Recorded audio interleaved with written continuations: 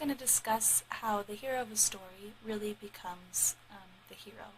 And the theory that this sort of stems from is from Joseph Campbell, who through his book, The Hero with a Thousand Faces, describes sort of the stages that a hero has to go through in order to become that idealistic hero. Throughout this explanation, we're going to use the example of Star Wars, Episode 4, to kind of show the stages that the hero goes through. And sort of a fun fact, a little Jeopardy trivia here, George Lucas actually read Joseph Campbell's book as he was writing the script of Star Wars. So, it should be pretty simple to pick out the certain stages.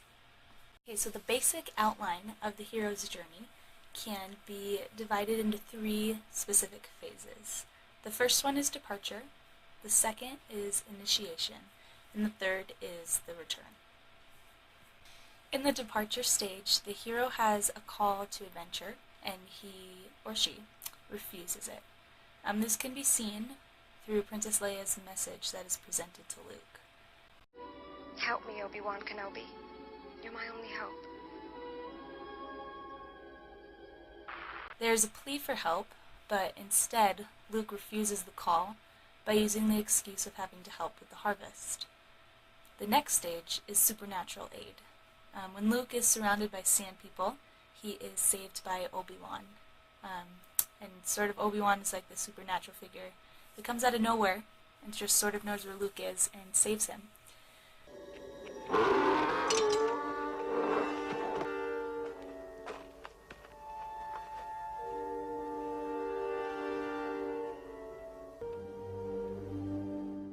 The next one comes the crossing of the first threshold. Luke has to leave everything he knows and go to a completely new world where he knows nothing. I want to come with you to Alderaan. There's nothing for me here now. I want to learn the ways of the Force and become a Jedi like my father. And the last stage of departure is the belly of the whale. This is sort of like a rebirth stage, and it can be seen in a variety of ways. As long as the semblance of birth is sort of shown, like being in a really tight space, or a lot of times through water, as long as that's shown, it's sort of what the belly of the whale is. And you can see this in the case where Luke is stuck with Han Solo and Leia and Chewbacca in the trash compactor. And it gets really small, and it's wet in there, and then he emerges. And usually it's after that emergence that the hero starts becoming the hero that has all the qualities that, a usual hero has. He has a new attitude, having learned something. The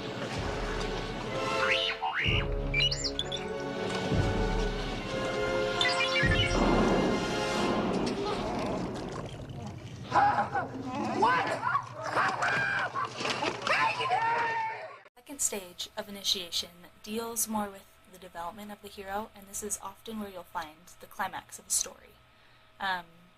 So first you can see like a road of trials, which can be seen Luke learning the ways of the Force, learning how to fight with a lightsaber.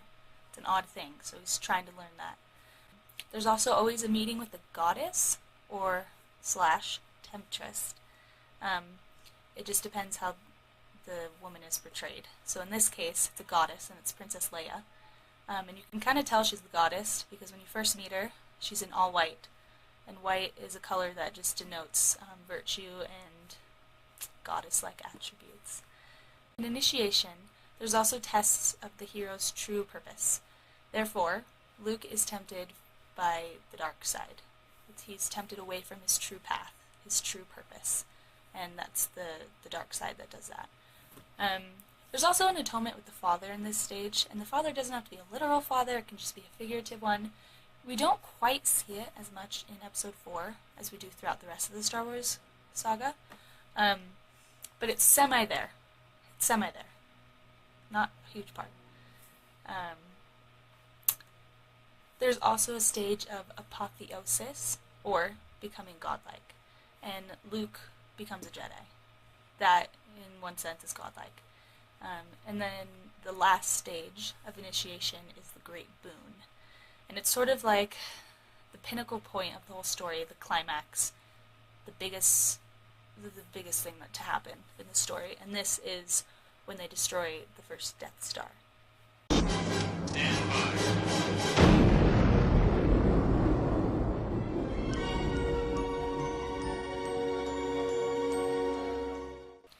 The last stage is the return.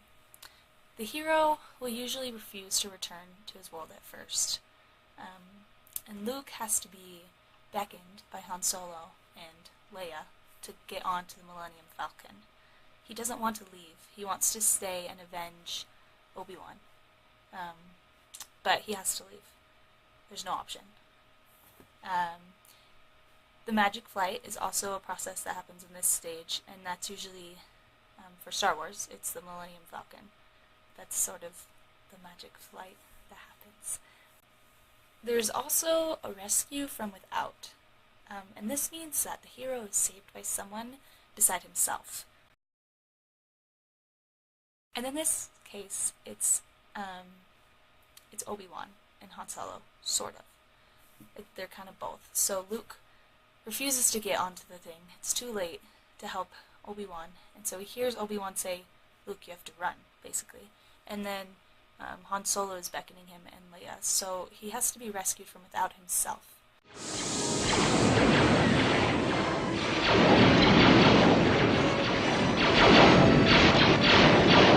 Run, Luke, run! So, in the end, the hero is the master of two worlds. He's the master of his own world because he comes back as a hero. And then he's the master of this new world that he came to because he conquered it. And so the last stage of the return is the hero's freedom to live. And oftentimes, this is...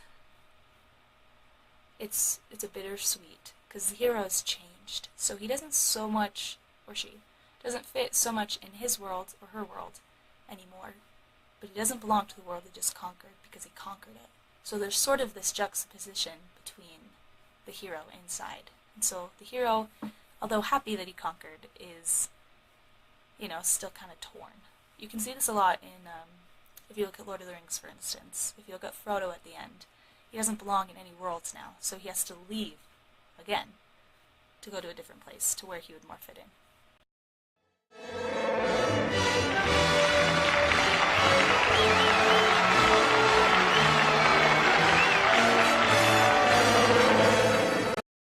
That it's pretty important to note is that the stages of departure, initiation, and return happen in that order, but what happens in the actual stages of departure can be flipped around. So it doesn't have to necessarily be this, this, this, and this. It can overlap, it can switch, it can omit. It's just the basis that's there.